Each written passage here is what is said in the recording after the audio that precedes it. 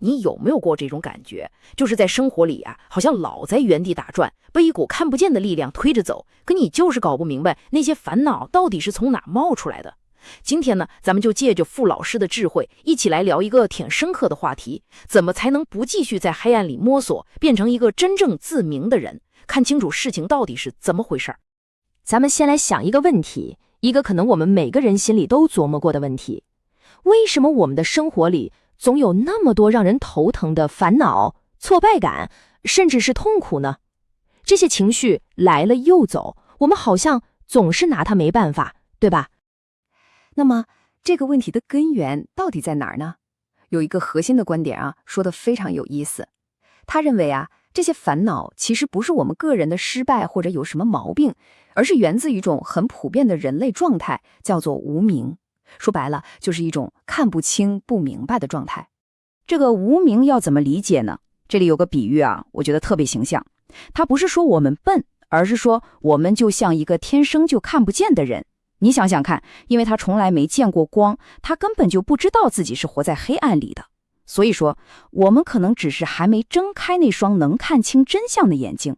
所以，在这种无明的状态下，我们到底是怎么过日子的呢？其实啊，我们就像是被一些看不见的线给操控着，不自觉的一遍又一遍地重复着老的行为模式。我们对生活里的事儿做出各种反应，有时候高兴，有时候痛苦，但很少真正明白背后驱动我们这么做的到底是什么。好了，那如果说无明是问题，那它的反面，那个光明的状态又是什么样的呢？接下来咱们来看一个特别有意思的对比，看看无明之人和明了之人这两种活法到底有什么不一样。你看这个差别啊，真的是天壤之别，对吧？一边呢，就像是在黑屋子里摸索，全凭感觉和习惯跌跌撞撞；而另一边呢，是提着一盏灯笼，能看清脚下的路，走得特别清楚，也特别有方向。那说到这儿，最关键的一点来了，千万别觉得变得明了是什么玄乎的东西，好像得有什么特异功能才行。不，它更像是一项技能，就跟我们学开车、学游泳一样，这是一种可以通过练习来掌握的能力。好，那要怎么学呢？想要看清楚，我们得先破除一个可以说是根深蒂固的误解。这个误解给我们制造了无数的烦恼。核心问题就是，到底是谁在掌控我们的人生？我们每个人心里是不是都有一个特别强烈的我的感觉？就好像我们脑袋里坐着一个总司令，感觉上我们的一切都是由这个我来指挥和控制的。不过，这个总司令的权力真的有我们想象中那么大吗？来，想一个特别简单的场景。当一个喷嚏马上就要打出来的时候，你能不能用你的意志力对他下命令说不准打？恐怕很难吧。所以你看，这里头藏着一个可以说是颠覆性的洞见。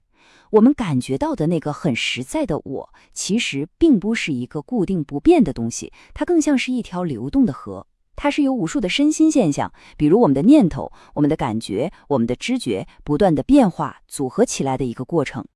好，既然这个我不是一个固定的老板，而是一条流动的河，那我们到底要怎么做才能看清这条河的真相呢？哎，别急，方法是有的，而且还挺具体，是一条可以实践的路。整个旅程啊，其实就从这3个基本步骤开始。而这3个步骤的核心是什么呢？就是让你成为一个领域的专家。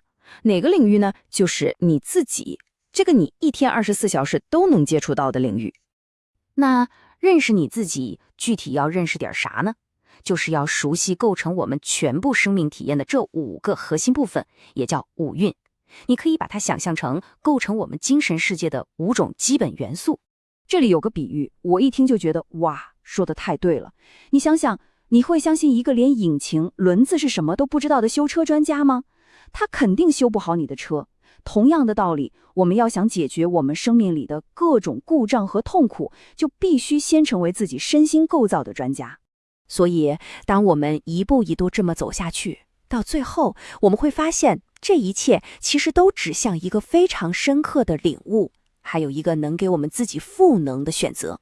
所以你看，最终的选择权其实在我们自己手上，是继续浑浑噩噩的在无明中生活，还是选择带着一份觉知和清明去生活？这根本不是一个注定的命运，而是我们时时刻刻都可以做出的一个有意识的选择。那么最后这个问题其实是留给咱们每一个人的，你是愿意睁开你内在的眼睛，把生活看个清楚明白，还是继续闭着眼像盲人一样前行呢？这个选择永远也只在你自己手里。